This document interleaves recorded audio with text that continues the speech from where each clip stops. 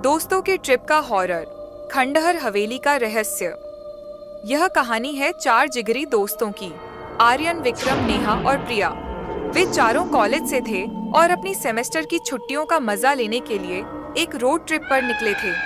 उनकी मंजिल थी हिमाचल प्रदेश की शांत वादियां, लेकिन रास्ते में उन्होंने एक ऐसी जगह रुकने का फैसला किया जिसके बारे में उन्होंने सिर्फ कहानियों में सुना था। सफर और अजीबोगरीब ठहराव। उनकी गाड़ी रात के 10 बजे के आसपास एक घने जंगल के किनारे से गुजर रही थी। तभी आर्यन को एक पुराना जीर्ण शीर्ण साइन बोर्ड दिखा जिस पर लिखा था, शांतवन, कृपया प्रवेश न करें।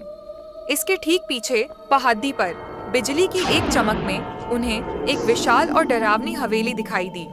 वह हवेली खंडहर थी, जिसकी खिड़कियां टूटी हुई थीं और दीवारों पर काई जमी थी।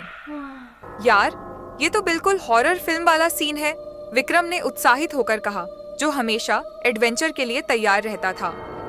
नेहा ने घबराते हुए कहा, नहीं यार, मुझे यहाँ अच्छा नहीं लग रहा, चलो आगे बढ़ते हैं।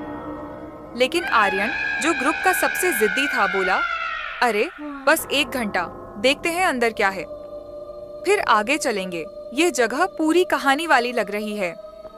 बहुत मनाने के बाद बाकी तीनों मान गए। उन्होंने अपनी गाड़ी जंगल के किनारे खड़ी की और टॉर्च की रोशनी में हवेली की ओर बढ़े। हवेली के अंदर का खौफ। हवेली के मुख्य द्वार पर एक भारी भरकम लोहे का ताला जंग खा चुका था। आर्यन और विक्रम ने जोर लगाकर उसे तोड़ा। अंदर सन्नाटा था, जो उनकी अपनी सांसों की आवाज से भी ज्यादा भारी लग रहा था। हवेली के अंदर घुसते ही एक अजीब सी बदबू आई, जैसे कोई चीज सदियों से बंद हो। हॉल में धूल की मोटी परत जमी थी। एक कोने में एक पुराना पियानो रखा था। प्रिया ने डर के मारे आर्यन का हाथ कसकर पकड़ लिया। तभी उन्हें ऊपर की मंजिल से पैरों की आवाज सुनाई दी। कौन हो सकता है इस वीरान जगह पर? नेहा फुसफुसाई। विक्रम ने अपनी हिम्मत बटोरी, चलो देखते हैं। जैसे ही वे सीढ़ियों की ओर बढ़े, पियानो अपने आप बज उठा। धुन अधूरी और बेसुरी थी, जैसे कोई बच्चा उसे जबरदस्ती बजा रहा हो।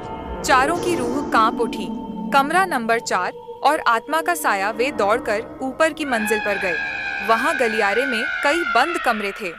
टॉर्च की रोशनी में उन्होंने देखा कि दरवाजों पर नंबर लिखे थे, कमरे नंबर 1, 2, 3 और फिर कमरा नंबर 4। इस कमरे का दरवाजा बाकी सबसे ज्यादा काला और टूटा हुआ था।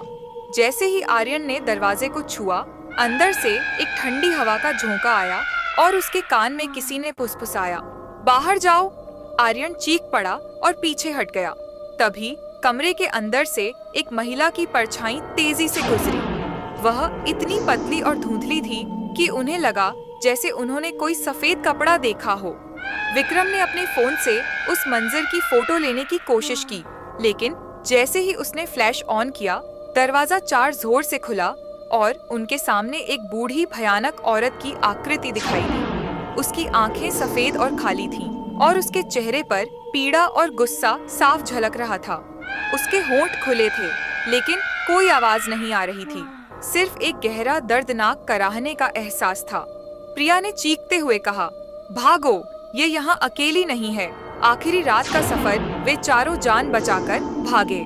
हवेली से बाहर निकलकर उन्होंने पीछे मुद्दाकर नहीं देखा। जैसे ही वे गाड़ी के पास पहुंचे, उन्हें एहसास हुआ कि प्रिया उनके साथ नहीं है। आर्यन वापस मुड़ने की हिम्मत कर ही रहा था कि उन्होंने हवेली की खिड़की से एक सफेद साड़ी का पल्लू लटकते हुए देखा। उसके ठीक नीचे प्रिया की चीख की मंद पड़ती गूंज उन्हें सुनाई दी। डर के मारे उनका गला सूख गया। वे जानते थे कि अब देर हो चुकी है। उस रात आर्यन, विक्रम और नेहा ने उस हवेली को हमेशा के लिए अपने पीछे छोड़ दिया।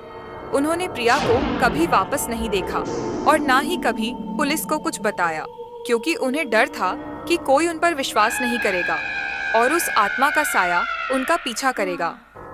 आज भी जब वे चारों एक साथ होते हैं, तो रात के अंधेरे में उन्हें दूर कहीं पियानो की बेसुरी धुन और प्रिया की आखिरी चीख की गूंज सुनाई देती है, जो उन्हें शांतवन की उस खंडहर हवेली के भयानक रहस्य की याद दिलाती है। यह कहानी आपको कैसी लगी?